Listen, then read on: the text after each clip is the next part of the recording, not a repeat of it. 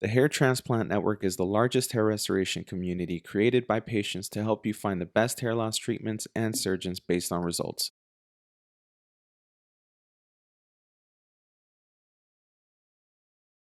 I think even when it comes to hair loss, like someone came to the forum the other day, and it was a kid who was like, "I'm 15, I'm losing hair," and someone was like, "Get on dutasteride," and I said, "No, like you No. cannot get on anything powerful that seriously inhibits your hormones when you're still going through puberty. That can cause permanent damage." And DHT, while a lot of people say it's a trash hormone and it's not necessary, maybe it's not necessary when once we get older. Maybe it becomes more of a hindrance than a reward. But when you're in your pubescent years, it is absolutely necessary. It's what develops your voice, your features, your everything.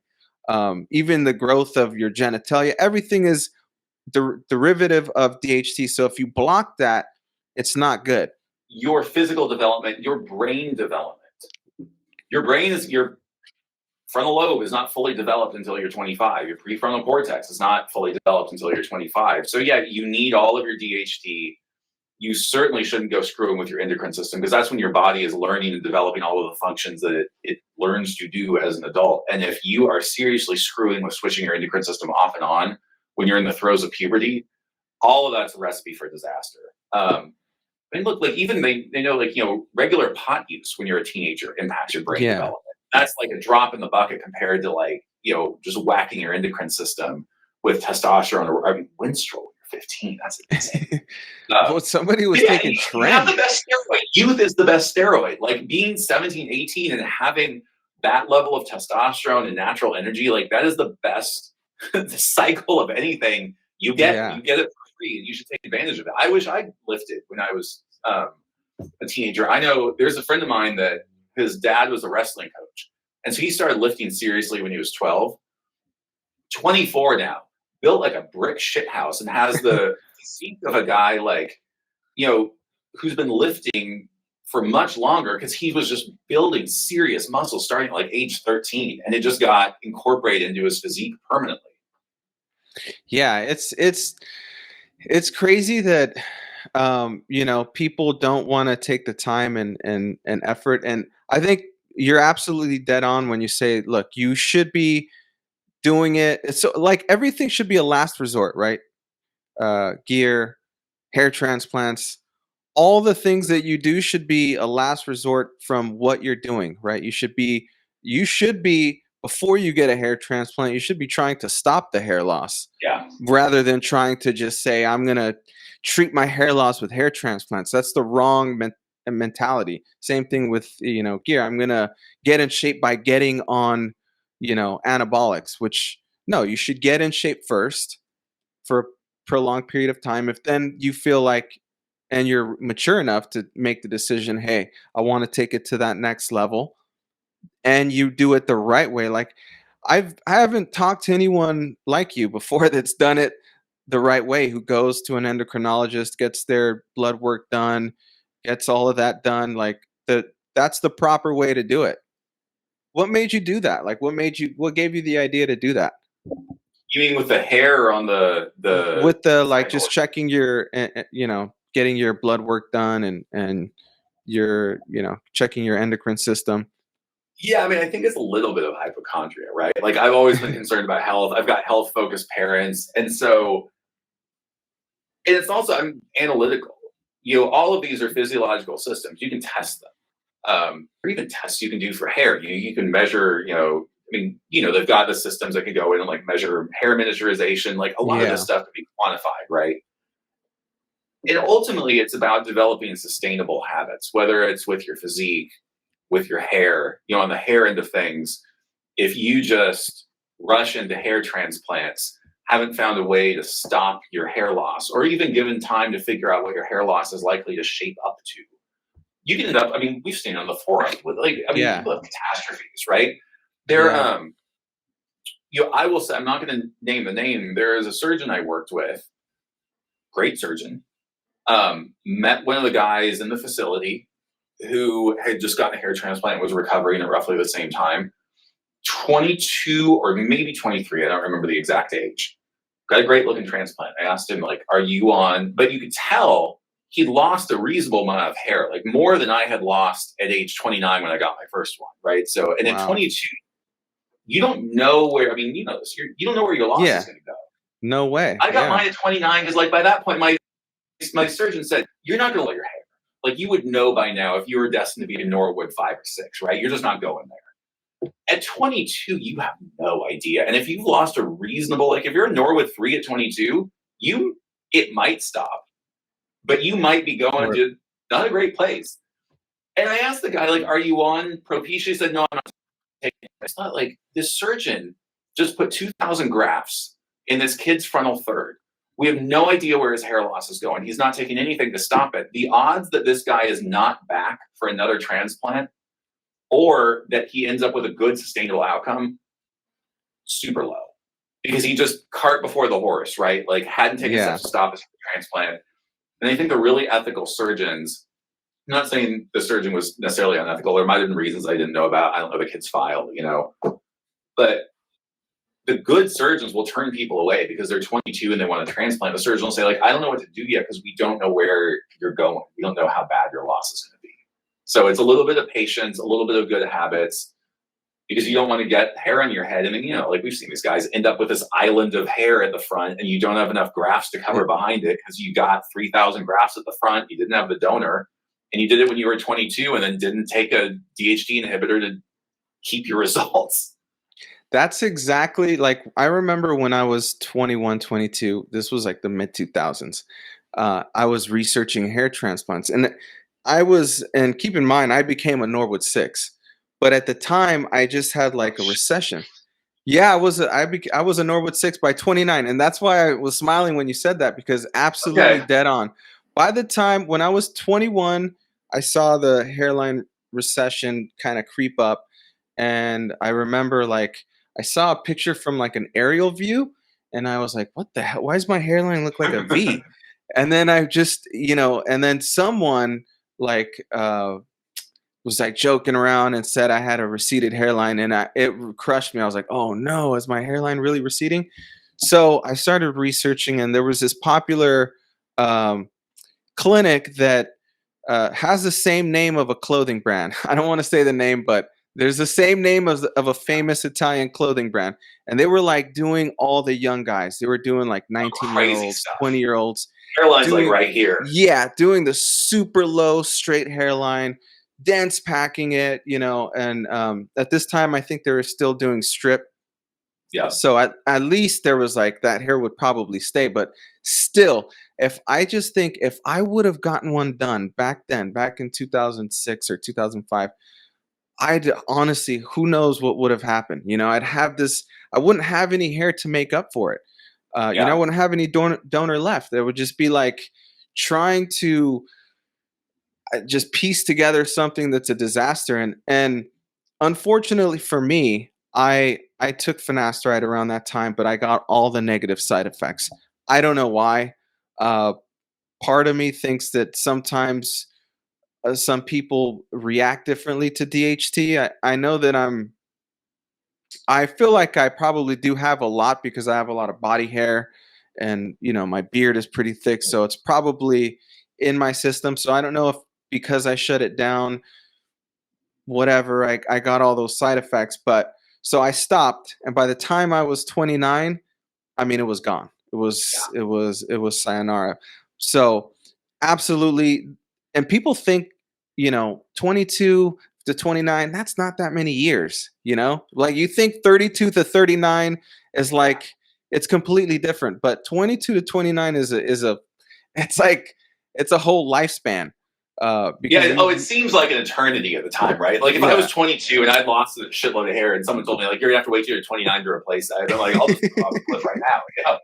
But and you always think when you're in your 20s, like I thought 30 seemed really old. I thought 40 seemed super old. I'm turning 40 in 2 weeks, right? Like it ain't that, especially if you take care of yourself, it ain't that old. I guarantee you when you're 20, you are going to care about how you look when you're 35, when you're 40. And I saw something on one of the forums at one point.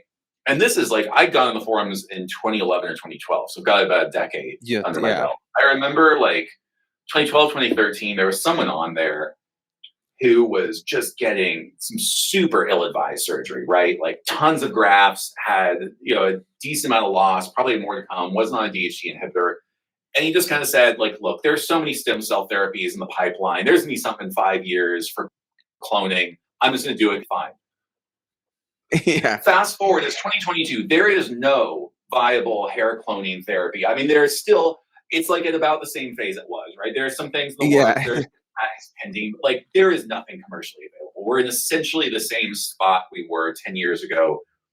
And you're in a better position to know this than I am. But the big difference is we have the topical DHT inhibitors that are a great solution. Yeah. But in terms of surgery and preventative stuff other than that, we're in basically the same place. A little more FUE popularity, but it's not evolved too terribly much in 10 years. So you got to think 5, 10, 15, 20 years in the future. Yeah, and it's funny. I had that same thought. I was like, when I was that age, I was like, you know what? When I'm 40, who's gonna care what I look like? 40 is old. I thought like 40 is old. You could be, out of shape, bald, whatever. It doesn't really matter. But like fast forward, I'm 37. I'm gonna be 37 in 2 weeks, actually, and I think 2 weeks. Yeah, on the 18th. So Yeah, you're 20. Oh yeah. the 20. Yeah. So I'm gonna be 37. So I'm close to 40. And I'm like, obviously you're gonna care what you look like until the day you die. That's the reality. That's the truth of it. Oh, There's yeah. never gonna be a point in time where you're like, I just give up. Yeah, well, and look at like, Dr. Bernstein's practice. His practice is majority probably men like 60 plus.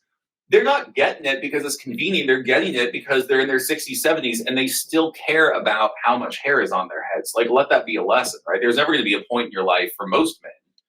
Because if you're thinking about it when you're 20, you're probably the kind of guy that's going to still care about it when you're 60, 70. So don't Yeah. tee yourself up for failure. I mean, like, and I'm a case in point of, I screw a lot of things up, but I'll at least give myself the credit for doing that slowly and deliberately. I waited until I had a pretty informed reason to think that I wasn't going to lose a ton of hair. And I think ultimately, so I had 1,250 grafts in 2012, 2,200 grafts in 2015, and 1,500 grafts in 2018. So what's that? Oh gosh.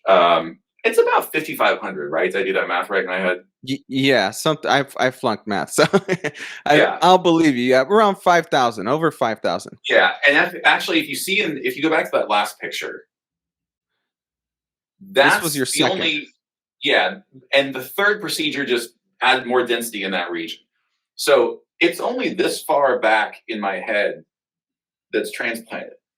5,000 is about as many grafts as I've ever seen anyone put in the that front. frontal area, right? And I'll say like Dr. Gabel did my last surgery, and he looked through it and he said, "Look, I do a lot of these. This is about as dense and natural as I've ever seen a hairline wind up." So you have the options to possibly do multiple procedures, get an incredibly dense packed hairline. You just have to be smart and patient about it and wait out the fact that you're not one of the guys destined to lose the majority of your hair. And you should only do that. I was on DHT inhibitors the entire time. That doesn't work for everyone. It doesn't work possibly for someone like you, who wound up becoming a 415 or 6 by the time you're 30. I remember there was a guy I went to college with who started college at 18 with a reasonably good hairline. And now, he's been bald for 10 years, ever since he was 30. Your 20s are a time of a lot of hormonal change, and you don't know what's going to happen. Absolutely. And it's also like, as the years went by, because I started in 2012 when I was 29, I only went back and got further surgeries for the next 3 years, another 3 years. So every year you get into the future, you have a little bit more certainty about where you're going to end up. And when I didn't lose really any hair between 2012 and 2018, when I had my last one, I kind of thought, like, you're good to put some more in here because there's no sign that any of this is going. Yeah. And me, that's just my hormonal genetics. DHT. Yeah, it's just my genetics, right? We're all different. Yeah. I mean, I think that's a great point. And I think if you're on super physiological amounts of testosterone and you're not noticing hair loss and you're on, you were on dutasteride, which was the strongest medication, I think it's safe to say you're gonna be probably okay, especially if you're in your mid Yeah. 30s. At that time, you're probably approaching your mid 30s. Your last HT was this one with Dr. Gabel. That was, I think you were 36, I think, or Yeah, just turned 36. yeah. So And that's you're going to be the last one, unless something goes wrong, right? That was the last one. There's no yeah. anything else. Yeah, so I did want to ask you about, you mentioned, topical dutasteride and switching from topical. What is the reason for that? Because a lot of people are going to watch, and I think a lot of young men watch this channel, and a lot of young men go on the forum. It's predominantly 24 to 35. That's the biggest demographic for us. These are the guys that are, getting the transplants, wanting to know this Yeah. information. What made you switch from oral dutasteride to the topical version? Yeah, that's a great question. So I did get the side effects, and I think what guys that are listening and haven't been on medication need to understand about side effects is people talk about them like a binary, like you get them or you don't, like you are at peak sexual functionality or you're like impotent, right? Yeah. And very few people is that the case. There's a spectrum, right? Because all you're doing is bringing down your DHT levels. And so your body isn't necessarily going to just flip a switch on or off. It's about a spectrum of symptoms. Mhm. And so just speaking super candidly, because I think this is the place to do it, in terms of sexual functionality, my erections were weakened. Like those, like you're not as hard or they're not as resilient or there's like a little bit more sort of mental effort required to sustain them. Mm. I Yeah. wouldn't have spontaneous erections throughout the day. So I was perfectly functional sexually, but there were like maybe 10% of the time it just kind of wouldn't happen or like you lose your erection or something like that. So it was Mm.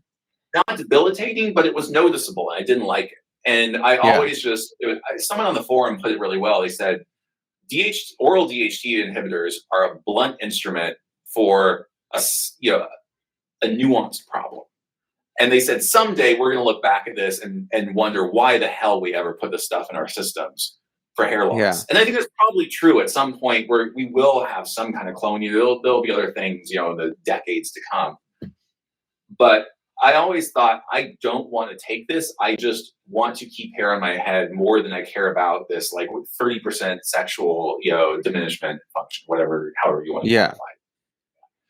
So when the topical options became available and they were being provided by reliable, ethical pharmacies and surgeons, and they weren't sort of something that you would have to like every time you'd have to find a way to import it from a different country. There are lots of folks in the US now that order it through compounding pharmacies. My PCP actually prescribes it through compounding pharmacies. I don't get it from him, but he could do it. Can do it. Yeah. And so as soon as they did that, I was like, well, shit, like this is exponentially better. They're not quite as efficacious, right? But it also depends on the person. There are tons of people for whom the topicals work extremely well, or the difference between the topical and the oral is minimal. And I'll say, so when I wound up my last cycle, my last injection was on August 31st, 2021. I stopped taking oral DHT inhibitors. Just stopped. And I didn't switch to the topical then. I just came off all of it. Probably not the smartest idea, but I thought, like, I haven't seen what my hair loss is going to look like. And I'll tell you, I barely lost anything. I don't know if I'd hormonally just settled in the years to come or just I kind of lost as much hair as I was destined to. I started on the topical in June just because I just figured, it's topical. It's not really going to go Insurance systemic. policy. Yeah. Yeah, you may as well take it because Yeah. if you lose it, it's hard to put it back on your head. But in like January, February, March, when all of his DHT has a long half-life, but it was all out of my system, by at least April 2022, and I just didn't start losing hair. So I think that's a case study in that my loss wasn't severe. I wasn't particularly sensitive to DHT levels at this point in my life. So it's always going to be a trade-off, right? The oral is the most effective. That's just not in dispute. Taking it systemically is going to be most effective. So it's an individualized decision. If you're a guy who has really severe loss, or you're young, like you're 24, you've lost a lot of the hairline, so you can probably surmise there's a lot more to go. The topical might not be strong enough, right? I mean, Dr. Gabel actually put it to me once. He said, imagine that there's a counterbalance weight, and on one side are your genetics pulling you down, and then on the other Yeah. side is whatever medication you're taking. He said, eventually, this is just over time, you're going to lose hair, and there's only so Yeah. much the medications do. So it's just a question of how much weight are you putting on this side, and if this weight is really heavy, like your genetics are really shitty, maybe you take the oral because you want the heaviest possible counterbalance. But if you're someone like me who just apparently wasn't programmed to lose as much hair, the topical does the case. But even some people have, bad side effects from the topical. There's just, everyone's so different. And it's a little bit of trial and error, and just kind of feeling out what your genetics look like. Yeah, it's interesting because I think absolutely dead on. When you're in your early 20s, it's hard to really know where you're going to end up. So at that time, it might make sense to take the oral. But I mean, I don't know if you've heard, like Zion is the one that Dr. Hassan created, and it really piqued my interest because it has like a siloxysystem gel. It's a gel basically, and the way they did it was sort of like how you do testosterone gel. Like it keeps it Right. active on your scalp, and it keeps it from penetrating like quickly. So it kind of is like a mesh, keeping the finasteride on Okay. your scalp. Interesting. So it doesn't go systemically, so it doesn't give you a big like spike of like, oh, all my DHT went down. It's sort of more like Yeah. time released in a sense. I think there's really something to that in terms of side effects. Of course, this is just anecdotal. This is me hypothesizing, but I think there's something to that. To maybe your body is not getting that shock of like, you take a Yeah. dutasteride, it eliminates 90% of your DHT, and that may cause more side effects. And if it's slowly reducing it, but it's staying, it's treating it locally on the scalps, which is the most Yeah. important thing. I'm really interested to see what the future is like when they start doing more studies, when they start comparing the DHT on your scalp and comparing it in your body, because I think that's the biggest thing, right? Like if you can eliminate 90% of the DHT on your scalp and maybe only 20% in your body, I think most people would probably not even notice any side effects. Or if they do, it'll be very minor, like what you Yeah. mentioned. I think that's right too. And I think, I mean, there's a couple problems, like you alluded to. There's a real dearth of studies. Studies are expensive to conduct. They require really good compliance. There's just not much there. So a lot of it is Yeah. anecdotal. And I'll say, if you read the forums for long enough, you're not always getting the most representative cross section, because the people that come to forums tend to be people having issues. Yeah. But I've lurked on them, posted on them for about 10 years. You kind of learn that the anecdotal trends are usually pretty accurate. And there aren't a lot of, like, we don't have the go-to studies, but you do have people you've talked to, you have common sense, you have, doctors weighing in. And I will say, like I'm not a doctor, just read a lot about it, been through a bunch of it. But if I was starting over, if I was the age I was when I got my first transplant now, I would try topicals first, because it's the worst you're going to do with a topical is maybe you won't prevent as much hair loss as you would have if you started with an oral. But you can make that pivot pretty quickly, right?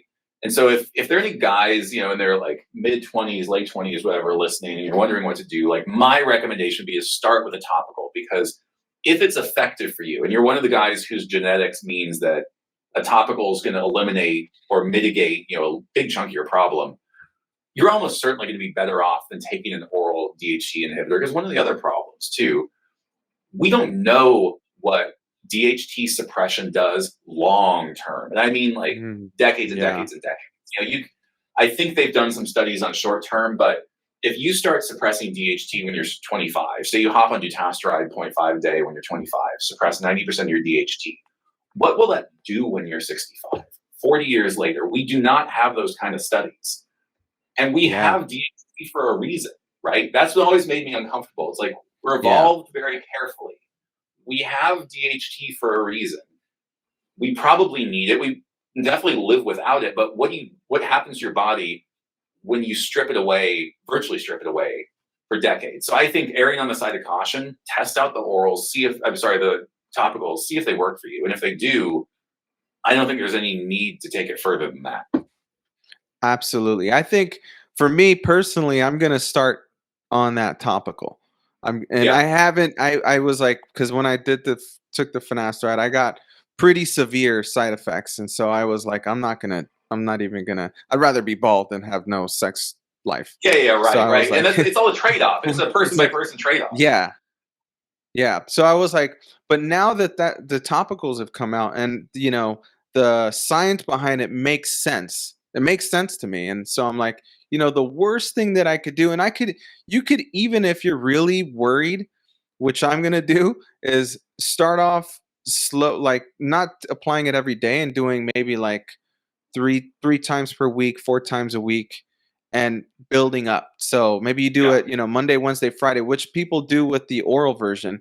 But you could do Monday, Wednesday, Friday, see how you feel, and maybe it won't be the most effective, but it's better than nothing. And if your body can tolerate it, introduce another day. If your body can tolerate it, until maybe you can do, daily, and you feel fine. Maybe I think that's the safest way if you're someone who's really worried about side effects, or you got side effects before. But if not, then I think you could just start off, taking it daily, especially if Yeah, you're transitioning. no, I think that's exactly right. And I think, you know, any psychiatrist you'll talk to will talk to you about, how on psychiatric medications, for example, long tapers on and off are easier on the body. They minimize side effects. There's a difference between gradually acclimating to a medication, especially one that rejiggers your endocrine system, gradually acclimating to just swamping your body with zero point 0.5 milligrams of DHT per day, which is a ton. And actually, like, I was taking 0.5 milligrams a day. I think any endocrinologist or hair doctor would tell you there's absolutely no reason to take that much. 1 or 2 a week, because of the half-life of the medication, is going to have the same effect. And it's a really, it's prescribed off label, which it is for hair. It's expensive. Yeah. It's like $200-300 a month. And I haven't been Really? on it. Oh yeah, yeah, yeah. Wow. It's an expensive drug. There Wow. might be a generic now. I think I was using the brand name You were because doing Avodart, I was right? doing branded Avodart, because there Yeah. were some reports, and I think Joe Tillman, actually, Joe. Yeah. Joe said, look, on both finasteride and Propecia, and I don't want to speak for him, he might have revised the stance since then, but a few years ago, he's like, the branded seems to be more effective than the generic. So I was on branded Propecia and branded Avodart, which is a very expensive combination. But the nice thing is the topicals, topical DHT, I think it's once to twice a week. And there's no point in doing it more than that. I get mine from, who's the doctor in Europe that's doing it by mail? Mwamba. Yes. I get it from Dr. Mwamba's clinic. It lasts for like 2 months, Yeah. and it's $90 or something like that. I mean, it's really, if the topicals work for you, they can be kind of a pain in the ass, right? But Yeah. they're cheaper. The side effect profile is way lower. You can get them by mail. It's just such a better solution in every way if it works for you physiologically. Yeah, it makes more sense. It makes more sense. I think there was talk of like the dutasteride only being applied once per week versus daily. I don't know. I've heard. I spoke to Dr. Hassan, and he was saying, he was like, he thinks that it's probably more effective still if you do it daily. Okay. But I don't know. I think maybe if you're like in your shoes, just a little, just for insurance. I think at this point for you, it's just like it's an insurance policy. It's just Yeah, just to exactly right. keep it at bay, and you're not really attacking something. It's just to kind of like make sure you're not losing any ground. But for someone who's like in their 25, they're aggressively losing hair. Yeah. They're changing from, like, they were maybe a Norwood 2 a year ago, and now they're Norwood 3 going on 4. Then that's something you may want to consider, doing it daily, Yeah. based on those circumstances. No, I would agree. And that's the thing that you notice when you've lurked on the forums and posted for a long time, is how incredibly variable hair loss is per person. I mean, there are the people who just very slowly and steadily are going to lose all their hair. There are people like me who kind of slowly and steadily lost some and then appeared to kind of just stop in its tracks. And then there are the people that have pretty great hair until they're 23 and it just all freaking falls out in 2 Yeah. years. But I think that's the cautionary thing, right? Is you can't ballpark what's right for you based on what you're seeing from other people. Because hair loss, if you have any genes for it, is so unpredictable and so hard to get in front of and gauge where you're going to be, especially when you're in your 20s. That's the key thing. 20 to 25 is your riskiest zone in terms of not being able to anticipate anything. So like I forget which surgeon I talked to. I talked to someone and he said, I really think there are very few acceptable surgical candidates under 25. Just because he said, look, like you can take their money, but you have no idea what you're setting them up for. If they're responding to medication, then maybe, but they're going to have to be minimal loss, good compliance. But we've all seen those cases on the forums, right? Of someone hits like 25, 26 and just their hair just gone. Yeah. I remember there was a case of a guy who was like, I think he got it at 21 and he was like on finasteride and he was sticking to it and everything. And then he got side effects or who knows, maybe it might have been in his brain and like a nocebo or something. Yeah. And then he quit taking it and things took a turn for the worse. And then he was playing catch up with hair loss, Yeah.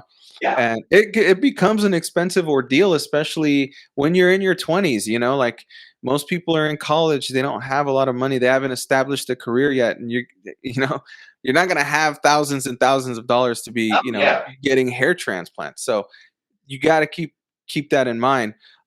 Before I let you go, I did want to ask you something that I think a lot of people want to know, and I think you would be the perfect person to ask. Is I don't know if you've seen Zac Efron lately. Yeah. So I followed that a little bit. So I wanted to ask you, what do you think? And I'm going to share my screen here.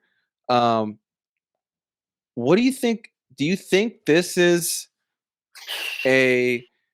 Do you think this is a jaw implant, or do you think this is a cosmetic procedure? He said that it was basically he broke his jaw in 2013, and then it healed in a way that made his masseters or whatever grow in size.